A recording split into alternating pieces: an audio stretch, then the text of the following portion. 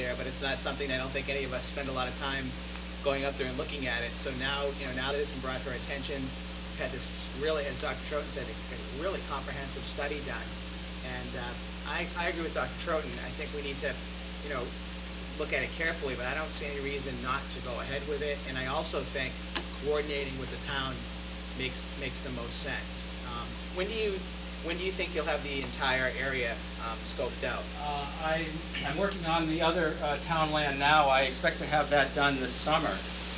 And if they wanted to do something on that land, it could all be done together with the conservation land, with the school land, and with the other town land. So, possibly this could get off the ground this winter, if everybody is agreeable to it. And, I would think if you're going to do that, when you have one contractor, it makes it easier for them when they're there just to, as Dana said, get in there, do the whole thing. The other idea of the town forest committee or whatever it was called, I'd love to. I think that's a great idea. There are going to be a lot of people that are going to be looking for wood this winter, and if it can't be for this winter, at least for next winter, because I don't think oil's going down too fast. So, Dana, do you know? Are there still members of that committee? Right now, there's only one in Nagers. I know what it is. It's Steve Nagers. Is it Steve Nagers? Steve Nagers. Yeah. Okay. He's the only one on it right now because it did kind of like, Right. Just kind of went away. Nobody seemed to be interested in it. I told the town administrator I'd be interested in getting that on. I did talk to one of the gentlemen before. He said he thought that he might be persuaded to get that one because I think this would be a good year if we could start ourselves in building. But we have to do something fairly quick. Right. And what I'd like to do too, along with that, is possibly have some students involved as to what we're doing up there. Absolutely. Maybe even some staff. I think this report, aside from its recommendations and detail, just looking through it, there's a tremendous amount of education in here that would be very beneficial for students both at the middle school and high school level. I mean, it's technical at some levels. There's certainly math in there in the calculation of chord word that could be applied. And the other group that might have an interest in this is the new Eco Club at the high school. Right. But I like the idea of taking the money or whatever money is realized and putting it back to help to promote this kind of activity among students. And we do have students who are interested in not only ecology and preserving the environment, but I'm sure from forestry management as well. Can I ask a question? There's a term in here that I've never heard before, Okay, sure. and that's silviculture or Silviculture. yeah. Silviculture. What is that? That's the art and practice of growing trees, managing a forest. It's sort of like arboriculture, except it's forest setting with trees in the forest. Silva, I believe, is tree, Latin. We do have the forest committee does have some tools, but I was particularly interested in the students that have to learn from that, some of these scientific tools like the increment or alpha, maybe the tree, and things like that. There was a teacher, she's lived in North Reading, I guess, but she did some work up in that area, on the students. Something like that.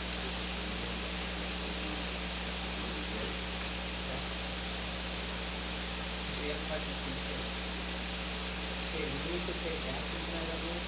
I think the action that I'm recommending is that we endorse receipt of the recommendations and that we move forward in working on this forest management recommendation. So do we should take a vote on that? I think so. Okay, so can I have a motion to, so moved by Mr. Bowers, can I have a second? Second. Oh, I'll give it to So Mrs. what is the, Davis. for The motion to Cynthia's- endorse the, let me get the name of it, the Swan Pond Pond Area Land Forest Stewardship Plan. And to move to the next steps for the plan. I don't know if this is part of the motion, but I also like to recognize Dana Rowe for bringing this to our attention and getting this moving. You know, it's not, yes, there's some money there. It's not really a money-making issue, though. It's an issue of really, as you said, taking care of the forest, and we recognize some money, realize some money out of that, which can be put to good use back into the forest, maybe back into our students through scholarships. And as Dr. Troughton said, this is a great report to integrate into some of our curriculum, if it makes sense in some of the courses at the middle school and the high school. Mr. Rowe. Well, the town's just getting a return because the school sent me to at the agricultural. I graduated from high school. There you go. And I got my degree in horticulture. Okay. Took a silviculture course too. There you go. Okay. So we're getting a return from the Return for your money. Very good. So we have a motion. What? I moved that, yes. Okay. And even though it was a tie between me and Ms. Davis, she gave her the I second. gave her the second, right. Any further discussion? Well, the other thing we could do is grind up these trees in the back mouth and probably build a new school. Or sell the back. Well, tell them about building a school. Yes. That's good. We have a motion and a second. All those in favor? Aye. Opposed? Unanimous. Thank you. And so do we need to sign some documents here at some point, or is that? Yeah, if you want, I can write up just an agreement on what I will be doing for you and what you can expect.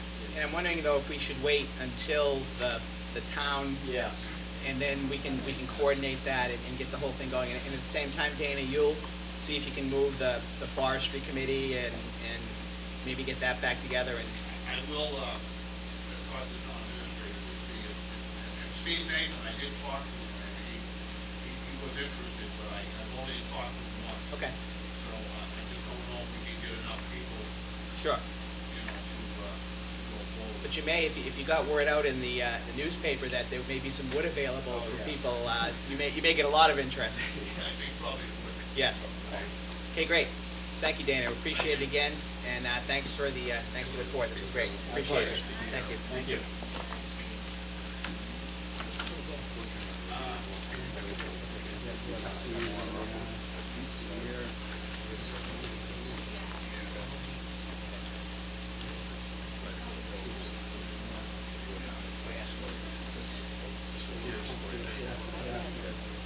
Really? No?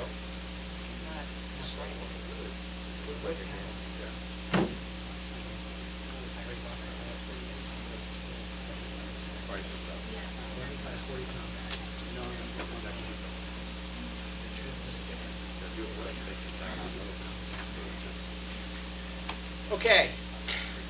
So now that, I shouldn't say this, but now that we've seen the forest through the trees here, oh, that was bad.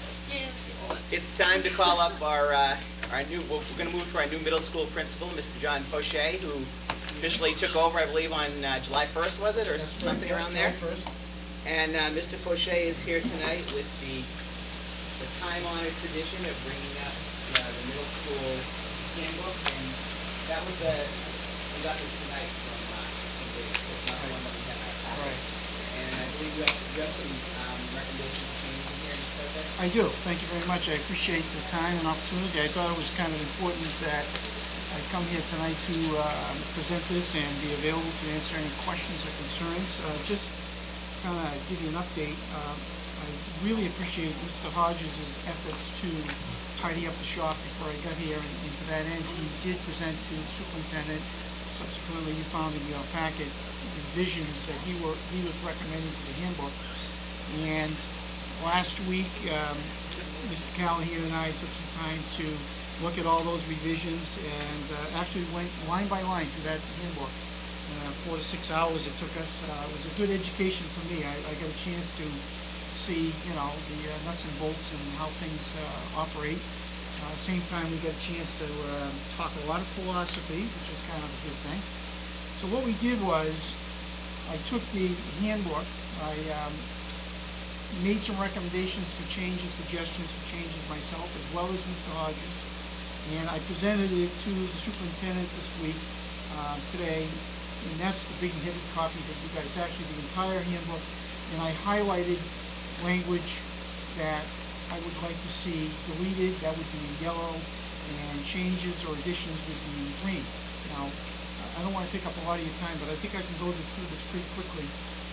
Certainly, stop me at any moment if you want more clarification, but it's, Usually where we do this Yep. is the last question. Oh, okay. So that, That's as we go fine. through, so that way, you don't, lose that train of thought and get to the end, so if okay. that's okay with you. No, that's fine, absolutely. And that one will be right on the subject, and we can fix each question we have, we can address it. Excellent. I changed the principal's message, so you can read that at your leisure. Certainly, the table of contents is highlighted in green because after we make some revisions, the table of contents will be revised to indicate those changes. Moving on very quickly, on page 6, in the mid-morning, the break, early on here, we've made some changes to our schedule and academic schedule, so we're going to eliminate in the mid-morning. We are obviously going to have breaks for the kids, but that will be handled on each grade level as the teacher teams see appropriate, as opposed to 9 o'clock, everybody takes a break at the same time. It doesn't necessarily fit the general arts schedule, so we're going to just eliminate that piece of language. Again, on page 8, a brief break in the morning will be included, but exactly what it is not going to be delineated. It will be determined by the teacher teams. On page 9, Mr. Hodges suggested all the teachers will have departure information with the buses in order to ensure a safe and orderly exit. I think it's pretty straightforward language. That's just, we just have the bus numbers and knowing what time they get there. Right, right. On page 10, a student who is absent from school or arrives after 11 o'clock in the AM may not participate in or attend any co-curricular activity. I think at the 10:15 to 11 o'clock hour, if a student is not in school, it would be considered an absence anyway. So again, just to further delineate, a student who is absent from school would not be eligible to participate in co-curricular activities. Further language with regard to tardiness, any unexcused or habitual tardiness. That word habitual wasn't in the handbook, so we added that in there, just to indicate that we want to be on top of those students having trouble getting to school on time. Page 11, with regard to truancy or cutting class, or in fact philosophically looking at consequences for students at the middle school level that would be academic in nature.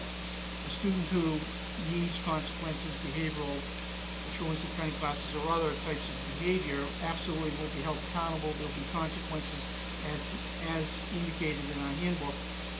Philosophically, I have difficulty at this age level to, in addition to those consequences, to also punish academically.